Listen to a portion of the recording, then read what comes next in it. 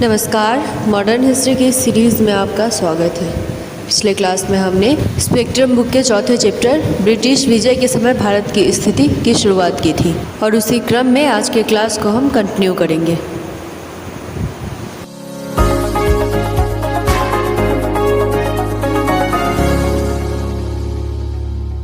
मुगल साम्राज्य के विघटन के कारण। कुछ इतिहासकार विश्वास करते हैं कि 18वीं शताब्दी के मध्य में भारतीय अर्थव्यवस्था में तीव्र गिरावट के कारण मुगल साम्राज्य का पतन हुआ।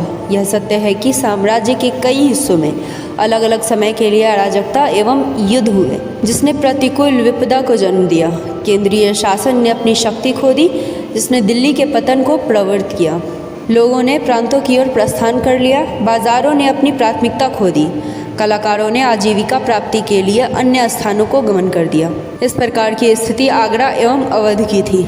सिख विद्रोह ने स्थिति को और अधिक गंभीर बना दिया, जिन्होंने लाहौर एवं अन्य स्थानों के व्यापारिक मार्गों को अवरुद्ध कर दिया। सामान्य तौर पर 18वीं शताब्दी के मध्य तक उत्तरी पश्चिमी भारत में समृद्ध शहरी केंद्र अक्षय की स्थिति में आ चुके थे। बंगाल, बिहार और उड़ीसा के पूर्वी प्रांतों में मराठाओं के आकस्मिक हमलों ने विनाशकारी युद्ध को मुगल साम्राज्य के विघटन की प्रक्रिया। मुगल साम्राज्य के विघटन की प्रक्रिया औरंगजेब के शासनकाल के दौरान शुरू हो चुकी थी, लेकिन इसमें तीव्रता 1707 में औरंगजेब की मृत्यु के पश्चात ही आई। यहाँ तक कि परिस्थितियाँ इतनी भी सोचनीय या चिंताजनक नहीं थी कि प्रक्रिया को रोका न जा सकता था। यद्यपि कई प्रांतीय मुखियाओं और शासकों द्वारा मुगल सत्ता के समक्ष चुनौती प्रस्तुत की गई, तथापि कोई भी मुगल शक्ति के समक्ष स्वतंत्रता प्राप्त नहीं कर सका। सिख, मराठा और राजपूत इतनी क्षमता हासिल नहीं कर सके कि मुगल साम्राज्य को उखाड़ फेंक सके।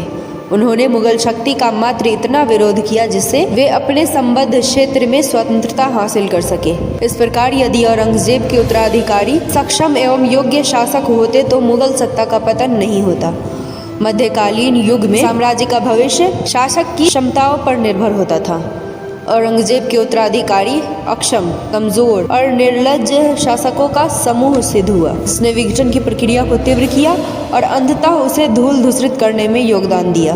औरंगजेब के पश्चात साम्राज्य के सम्मुख अन्य समस्या। औरंगजेब की मृत्यु के पश्चात बाद के मुगलों द्वारा अन्य समस्याओं का भी सामना करना पड़ा।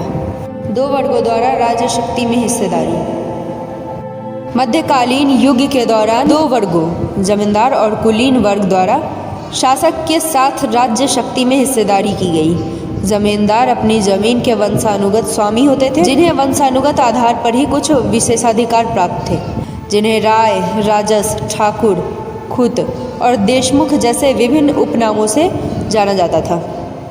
राजस्व संग्रहण में मदद और स्थानीय प्रशासन के लिए सैनिकों का प्रबंध करने के कारण जमींदारों को साम्राज्य में मुख्य स्थान प्राप्त था। यद्यपि मुगलों ने जमींदारों की शक्ति नियंत्रित करने का प्रयास किया और किसानों से सीधा संपर्क साधने की व्यवस्था की, जिसमें वो पूरी तरह सफल नहीं हो पाए। स्वयं औरंगजेब के शासनकाल के दौरान उनकी शक्ति एवं प्रभाव में उल्लेखनीय वृद्धि हुई। इसका बड़ा नतीजा यह हुआ कि क्षेत्रीय निष्ठा को प्रोत्साहित किया गया।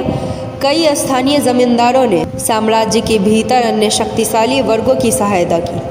इसी प्रकार एक अन्य वर्ग कुलीन वर्ग था, जिसमें ऐसे लोग थे जिन्हें बड़ी जागीर और मनसब सौंपे जाते थे या जिन्हें मुगल सूबों का सूबेदार नियुक्त करके इसके प्रबंधन की जिम्मेदारी सौंपी जाती थी। इस वर्ग में कई राजपूत शासक, सूबेदार और मनसबदार शामिल थे।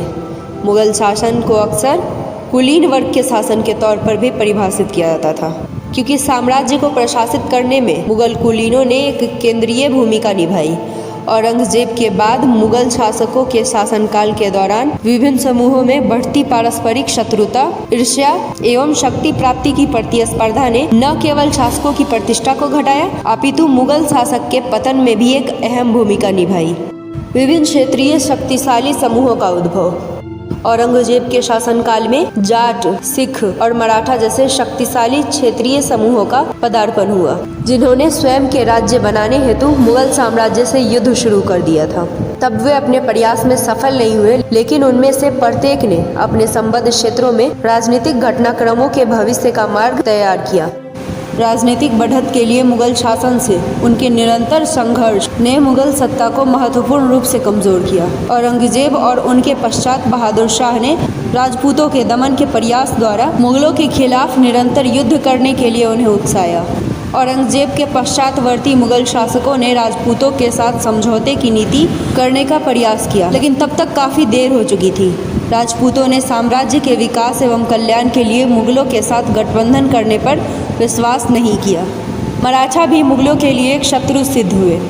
शुरुआत में उनका लक्ष्य केवल महाराष्ट्र पर नियंत्रण हासिल करने तक सीमित था, जिसमें आगे चलकर पूरे भारत में सरदेशमुखी और चौथ वसूलने की अनुमति मुगल शासक से प्राप्त करना भी शामिल हो गया। 1740 तक मराठा उत्तर भारत में प्रवेश कर गए और गुजरात, मालवा और बुंदेलखंड प्रांतों पर अपना प्रभाव फैलाने में सफल हो गए। इस प्रकार मुगल साम्राज्य के विरुद्ध राजपूतों के संघर्ष और मराठाओं की बढ़ती शक्ति और महत्वाकांक्षाओं ने मुगल शक्ति को प्रतिकूल रूप से प्रभावित किया। आर्थिक एवं प्रशासनिक समस्याएं। ऐसी विभिन्न आर्थिक एवं प्रशासनिक समस्याओं का जन्म हुआ जिन्होंने मुगल सत्ता को परेशानी में डाल दिया। अमीर या मनसबदारों की संख्या में तीव्र वृद्धि के कारण उनके बीच जागीर के तौर पर भूमि वितरित करने हेतु भूमि की कमी हो गई। औरंगजेब ने जागीर या बेजागीरी की बेतहाशा कमी की समस्या का समाधान ढूंढने के प्रयास के तहत जागीर से बढ़ी आय को अभिलिखित करना और प्रस्तुत करना शुरू किया, जिसके परिणाम स्वरूप अमीरों ने किसानों पर दबाव डालकर अपनी जागीर से अधिक आय प्राप्त करना शुरू कर दिया। इस कदम से मुगल शासन ने दोनों अमीर और बोझ से दबे किसानों से दुश्मनी मोल ले ली। युद्धों, शासकों और अमीरों की विलासितापूर्ण जिंदगी, खालिसा भूमि में कमी इत्यादि ने मिलकर राज्य पर भारी वित्तीय बोझ डाला। इसका परिणाम हुआ कि राज्य की आय इसके व्यय को पूरा नहीं कर सकी। बदतर आर्थिक स्थिति ने सभी वर्गों के लोगों, चाहे वे अमीर, व्यापारी, शिल्पकार, श्रमिक या किसान हो, पर नकारात्मक प्रभाव डाला। दरबार में बढ़ती समूहों की शत्रुता सहित राजनीतिक निहितार्थों ने केंद्रीय प्रशासन एवं सेना को कमजोर किया। औरंगजेब की मृत्यु के पश्चात इन आर्थिक एवं प्रशासनिक समस्याओं में कई गुना वृद्धि हुई।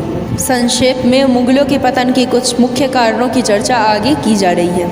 पहला, मुगलों की सरकार व्यक्तिक रूप से निरंकुश थी और इसलिए इसकी सफलता शासन करने वाले निरंकुश शासक के चरित्र पर निर्भर थी। औरंगजेब के बाद मुगल शासक प्रभावहीन थे और राज्य के प्रशासन की उपेक्षा की।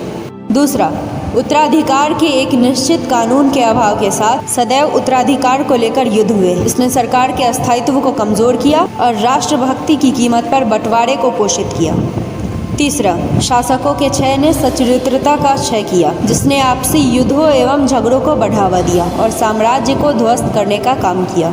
चौथा, सेना की बिगड़ती स्थिति भी साम्राज्य के लिए घातक सिद्ध हुई। पांचवा, साम्राज्य की सीमाएं बेहद व्यापक थी, जिसे कमजोर शासकों द्वारा संभालना मुश्किल हो गया। छठा, औरंगजेब की धार्मिक नीति ने राजपूतों, सिखों, जाटों और मराठों को नाराज कर दिया और उन्होंने विद्रोह कर दिया। सातवां, औरंगजेब की दक्कन नीति पूरी तरह असफल रही और काफ़ी हद तक यह मुगल साम्राज्य के पतन का कारण बना। आठवां, ईरानी और दुर्रानी साम्राज्यों के आक्रमणों ने मुगल साम्राज्य को ध्वस्त करने में योगदान दिया। नौवां, निरंतर युद्ध, कृषि में विकास की गति को स्थिर होना और व्यापार एवं उद्योग में ह्रास आर्थिक पतन का कारण बना।